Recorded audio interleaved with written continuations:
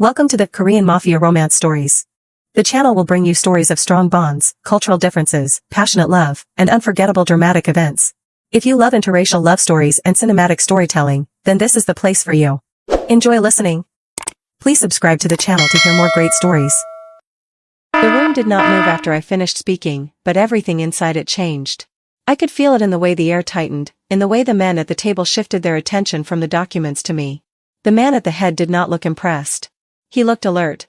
That was worse. His fingers rested lightly on the table, still, controlled, but his eyes sharpened as if I had just introduced a variable he did not account for. He said something in Korean, quieter now, directed not at the room but at me. I understood every word. He asked where the previous translator was. My throat went dry. I hesitated for half a second, and that was enough. The men around the table noticed. One of them leaned forward, suspicion flashing across his face. Another reached for his phone. The shift was immediate, subtle but dangerous. I forced myself to answer, choosing my words carefully. I said I was here to replace him. It was not a good lie. It was the only one I had. The man at the head watched me closely, like he could hear the truth sitting behind my voice. For a moment, I thought he would call it out, tear it apart in front of everyone, expose me for what I was. Instead, he said nothing. He simply continued the meeting, as if my answer was enough for now. I kept translating. Every sentence felt like walking on glass. The discussion moved deeper, more specific. Shipment routes were adjusted. Delivery windows tightened. Payment structures confirmed. I caught fragments that made my stomach twist. Eastern European suppliers. Middle intermediaries. American entry points disguised under humanitarian clearance. This was not theory. This was happening. And I was the one making it possible for them to understand each other. That realization sat heavy in my chest, but I could not stop. Not without drawing attention. I could not survive. When the meeting finally ended, chairs scraped softly against the floor. Conversations broke into smaller clusters. No one left immediately. That was another sign. This was not a place people walked out of casually. I stayed in my chair, unsure if moving would trigger something I could not control. The man at the head stood slowly, adjusting his jacket with calm precision. He spoke to someone beside him, then turned toward me again. The room seemed to clear a path without anyone being told to move. He approached without hurry. Up close, he looked even more controlled, like every reaction had already been calculated before it happened. He stopped a few feet away from me and switched to English. His voice was smooth, measured, the kind that does not need volume to carry weight. He asked my name. I swallowed before answering. Lila. Just Lila. Saying my full name felt too real, like giving him access to something I could not take back. He repeated it once, quietly, as if committing it to memory. Then he asked me where I studied. That question hit harder than anything else so far. It was too normal. Too precise. I hesitated again, and I knew he saw it. I gave him the name of my university anyway, because lying about something that basic would collapse too fast. He nodded slightly, as if confirming something only he understood. Then he stepped closer, just enough to lower his voice without anyone else hearing. He said I was not his translator. The words landed like a drop into still water, rippling through everything I had been holding together. I did not respond. I could not. He held my gaze for a moment longer, then straightened, his expression returning to something neutral, unreadable. He turned to the men still in the room and said something in Korean, short, decisive. The tone shifted instantly. Two of them moved toward the door. Another stayed behind, watching me with a kind of curiosity that made my skin crawl. I was escorted out of the room, not roughly, but with no space to refuse. The hallway outside was quieter, dimly lit, lined with doors that all looked the same. I counted my steps without meaning to, trying to anchor myself to something real. We stopped in front of one of the doors, and it opened before anyone knocked. Inside, the space was larger, more personal. Not a cell. Not exactly. But not somewhere I could leave either. The man who had brought me there gestured for me to sit. I did. My hands rested in my lap, fingers pressed together to keep them from shaking. Minutes passed. Or maybe it was longer. Time felt strange in a place like this. Then the door opened again, and he walked in. Ryu Tae-min closed the door behind him himself this time. No one else followed. That detail did not comfort me. It made everything sharper. He took a seat across from me, not rushing, not wasting movement. For a few seconds, he just looked at me, studying, measuring. I felt exposed in a way I had never felt before, like he could see every thought before I even formed it. He asked me how many languages I spoke. I answered honestly. It felt pointless to lie about that now. He nodded once, then leaned back slightly in his chair. He said that explained why I survived the room. Survived. The word stuck with me. Not why I was useful. Not why I was impressive. Why I survived. I felt my chest tighten. I finally asked the question that had been building since I woke up. I asked why I was here. Why they took me. My voice came out quieter than I wanted, but steady enough. He did not answer right away. Instead, he reached into his pocket and placed a phone on the table between us. He tapped the screen once, then turned it toward me. A photo. Grainy, taken from a distance. A woman walking out of a building. Same height as me. Similar build. Dark hair pulled back. I stared at it, my stomach sinking as understanding hit. They did not take me because of who I was. They took me because I looked like someone else. His translator. I let out a breath I did not realize I was holding. It came out shaky, uneven. I said it was a mistake. That I was not who they thought. That they needed to let me go. The words sounded weak even to me. He watched me as I spoke, his expression unchanged. When I finished, the silence stretched just long enough to hurt. Then he spoke. He said yes. It was a mistake. For a second, hope sparked, small and fragile. Then he continued. He said the problem was not who I was. It was what I knew now. The hope died just as fast as it came. My stomach dropped, cold and heavy. He leaned forward slightly, his gaze locking onto mine again, sharper this time. He said I had been present for a conversation that could not leave that room. That I understood it. That made me a liability. I felt the word settle over me like a sentence already passed. I shook my head, panic rising despite everything I tried to control. I said I would not say anything. That I did not want any part of it. That I would forget everything. The words rushed out, desperate, unfiltered. He listened without interrupting, which somehow made it worse. When I stopped, he tilted his head slightly, considering. Then he said something that cut through every lie I tried to build. He said people who hear that much do not get to walk away. The room went quiet again, but this time there was no audience. Just me and him and the truth sitting between us. I felt my hands go cold, my thoughts scrambling for anything that could shift this, anything that could give me a way out. He studied me for one last moment, then made his decision. He said I would stay. Not as a guest. Not as a prisoner in chains. But not free. He said I was now an asset. The word echoed in my head long after he stood up and walked to the door. I stayed where I was, unable to move, the weight of it settling in. Asset meant useful. Replaceable. Disposable. And for the first time since I woke up, I understood something clearly. I was not waiting to be released. I was waiting to be used. I stopped counting the days after the third meeting. Time did not work the same way inside his world. There were no lectures, no deadlines, no normal rhythm to hold on to. Only conversations that could change lives and decisions that could end them. At first, I told myself I was still just surviving, just doing what I had to do to stay alive. But survival started to look different the more I listened, the more I understood. Because I was not just translating words anymore. I was translating intent. They brought me into rooms I should never have seen. Private offices, quiet lounges, places where voices stayed low but carried weight. Different languages layered over each other like a code I had spent my whole life learning how to break. Korean, Mandarin, Russian, sometimes Arabic, sometimes French, depending on who sat across from him. At first, I stayed strictly within the lines. Word for word. Clean. Neutral. Invisible.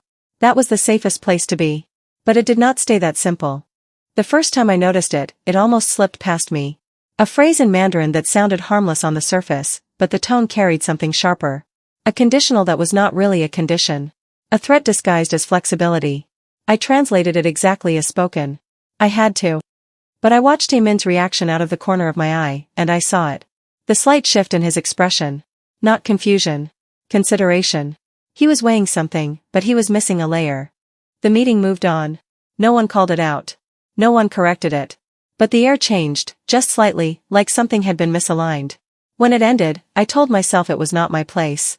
I was there to translate, not to interpret beyond the words. That was the rule. That was how I stayed alive. The second time, it was clearer. Russian this time. The man across from Taemin smiled as he spoke, relaxed, almost friendly, but the structure of his sentence twisted in a way that made my stomach tighten. It was not an offer. It was leverage. I translated it clean again, but this time, I hesitated for a fraction of a second. Long enough to make Taemin glance at me. After the meeting, he did not dismiss me immediately. He stood by the window, looking out over the city, silent. I stayed where I was, unsure if leaving without being told was allowed. Seconds passed. Maybe longer. Then he spoke without turning around. He asked if there was something he missed. The question hit harder than any threat. Because it meant he noticed. It meant he trusted my reaction enough to question the situation. I swallowed, my mind racing. This was not part of the role. This was crossing a line I could not uncross. If I said nothing, I stayed safe. If I said something, I became something else entirely. I told him the truth. Carefully. I said the wording suggested pressure, not cooperation. That the tone did not match the surface meaning. That the man was positioning himself, not negotiating. My voice stayed steady, but my heart was pounding so loud I thought he might hear it.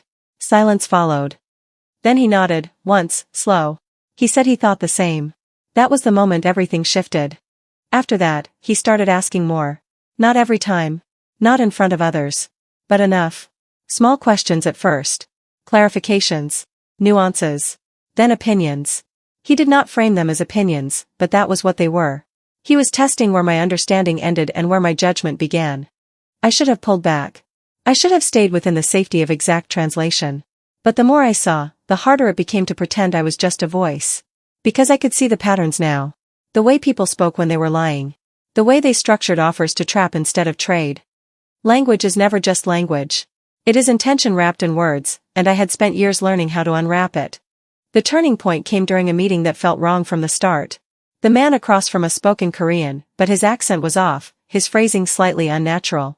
He was trying too hard to sound like he belonged. I translated as usual, but something about the way he structured a key clause made my skin crawl. It sounded cooperative, but the implication underneath suggested a shift in liability that would not show up until it was too late. I hesitated again. Just a breath. Taemin noticed immediately. He did not stop the meeting. He did not call it out. He just looked at me, briefly, then continued as if nothing had happened.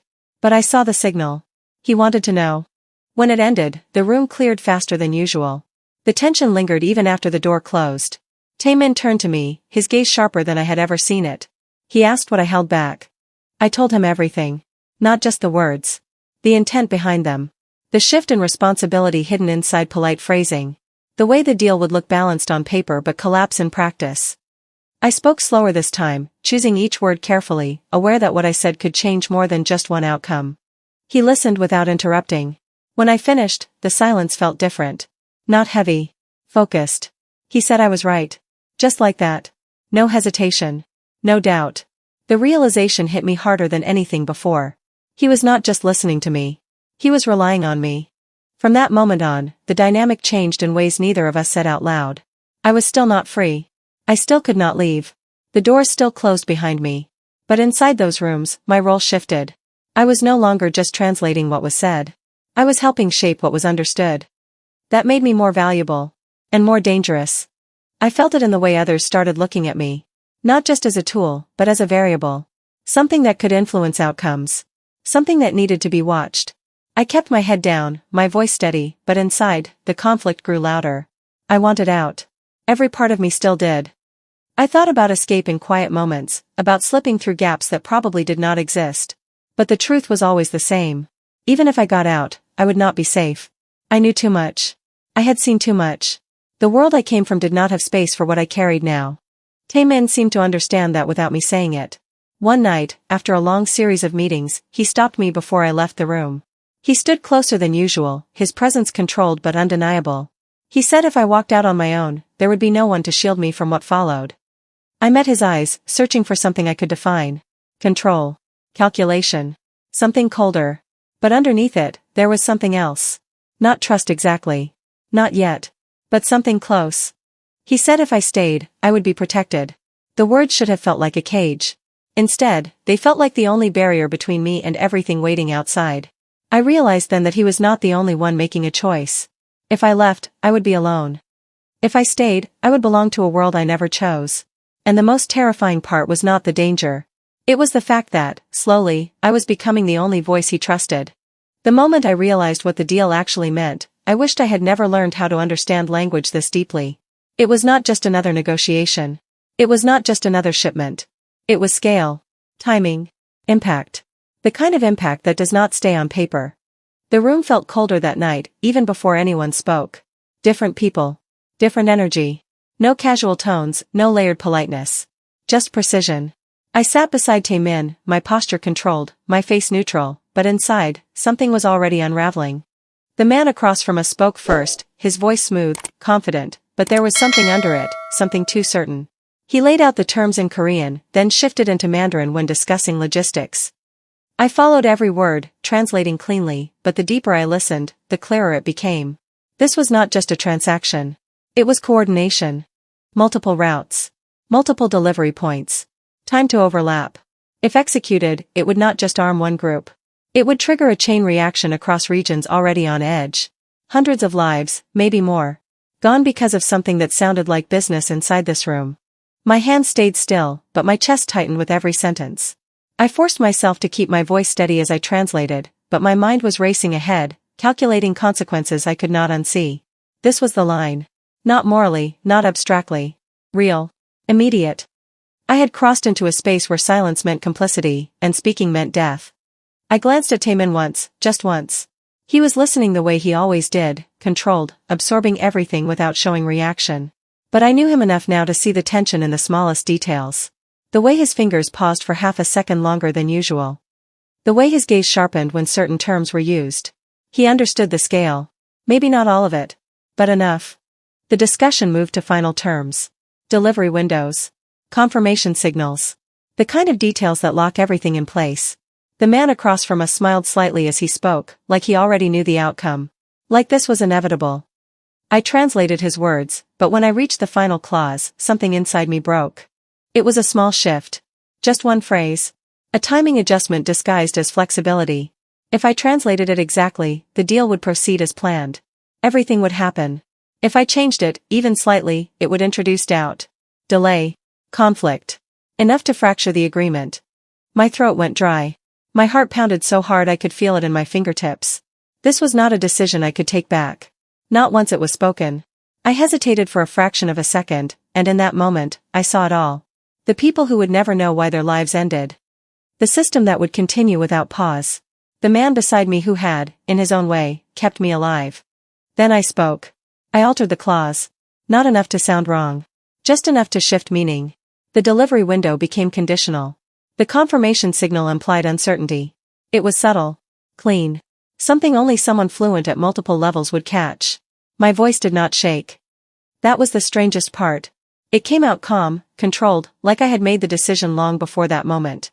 The room did not react immediately. The man across from us continued, nodding slightly, but there was a flicker of something in his eyes. Doubt. He asked a follow-up question, sharper this time. I translated again, maintaining the adjusted meaning. The tension rose, slow but undeniable. What had been a clean agreement started to blur at the edges. Voices tightened. Clarifications were demanded. The smooth flow of negotiation broke into smaller, sharper exchanges. The man across from us leaned forward, his tone no longer friendly. He repeated the original phrasing, more forceful this time. I held steady.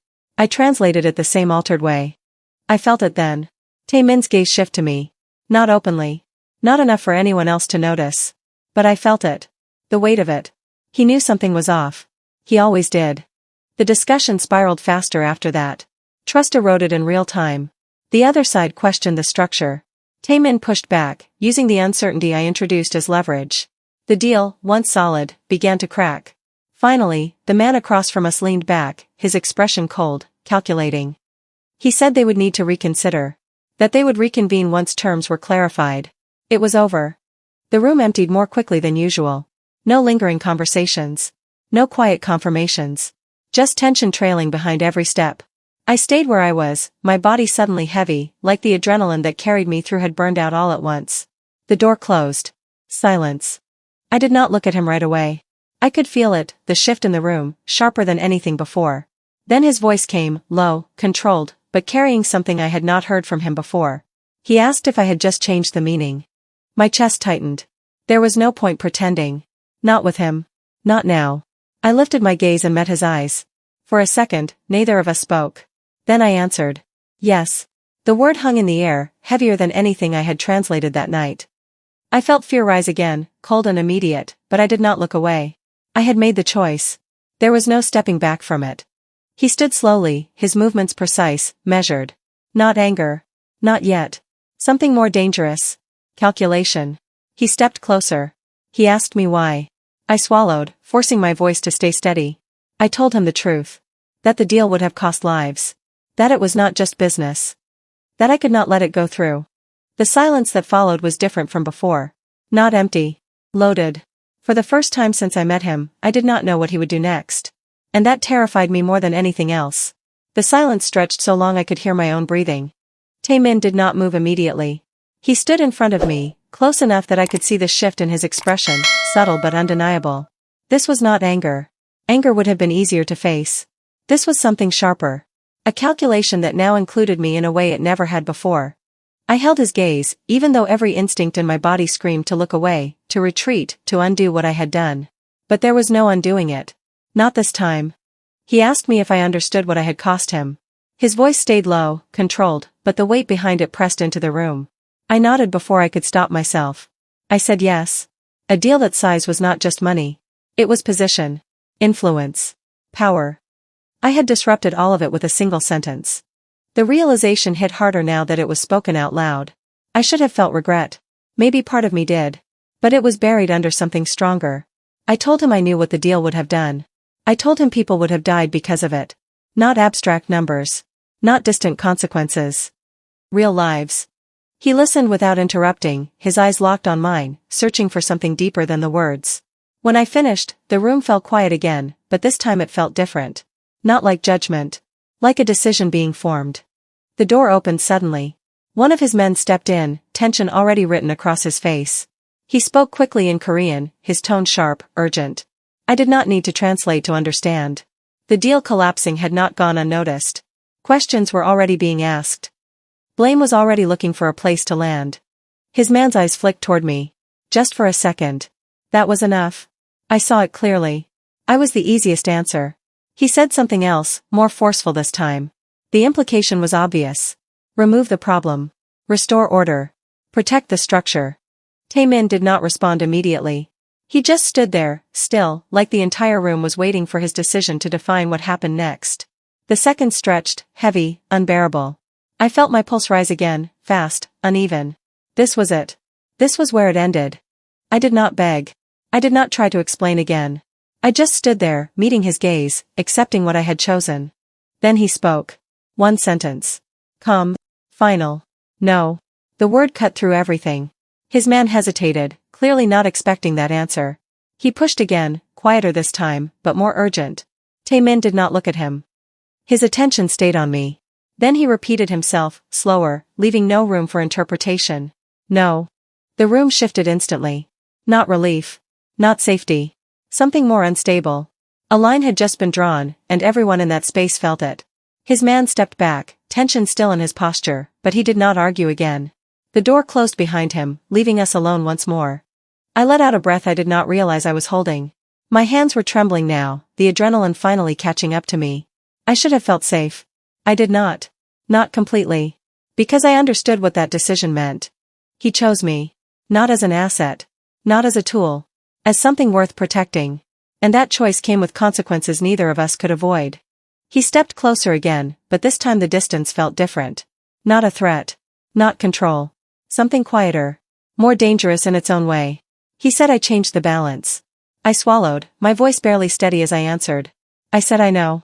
He studied me for a moment longer, then said something that settled deeper than anything else. He said I was no longer replaceable. The words should have comforted me. They did not. Because I understood what they really meant. I could not leave.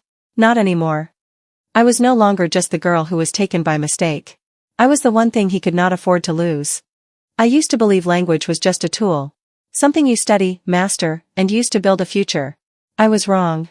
Language is power. It decides who lives, who loses, and who disappears without a trace. I was taken by mistake, but I stayed because I understood too much.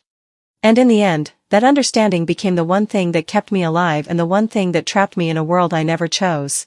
So let me ask you this. If one sentence could save hundreds of lives, but cost you your freedom forever, would you still say it? If this story kept you hooked, hit subscribe so you do not miss the next twist. Drop a like if you believe doing the right thing always comes with a price. And tell me in the comments, would you risk everything like I did, or would you stay silent to survive?